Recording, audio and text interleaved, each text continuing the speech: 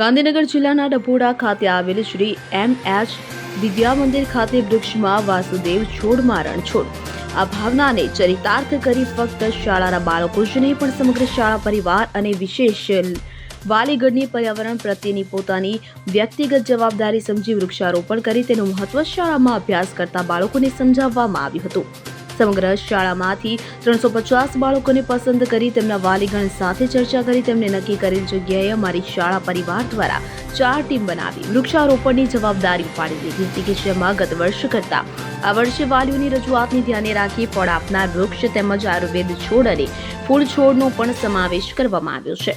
આ ઉપરાંત શાળામાં પર્યાવરણ પ્રેમી શિક્ષકોની ટીમ મહિનામાં એકવાર જે તે ટીમ વૃક્ષોની રૂબરૂ મુલાકાત લઈ વાલીશ્રી સાથે રાખી તેના ઉછેર અંગે વિચાર વિમર્શ કરવો ઉપરાંત વૃક્ષોને રક્ષણ માટે વૃક્ષના ફરતે જાળી લગાવવી એટલું જ નહીં પણ વર્ષના અંતે સરસ રીતે માવજત કરેલ શ્રેષ્ઠ વૃક્ષની પસંદગી કરી પ્રોત્સાહન ઇનામ આપી આ કાર્યને બિરદાવી આ પ્રવૃત્તિને આવનાર દિવસોમાં વધુને વધુ વેગવંતા બનાવવા માટેના તમામ પ્રયત્નો શાળા પરિવાર દ્વારા કરવામાં આવશે અને આ શાળાના આચાર્યશ્રી દ્વારા વિદ્યાર્થીઓને વિવિધ પ્રવૃત્તિઓમાં પણ સક્રિય કરી રહ્યા છે.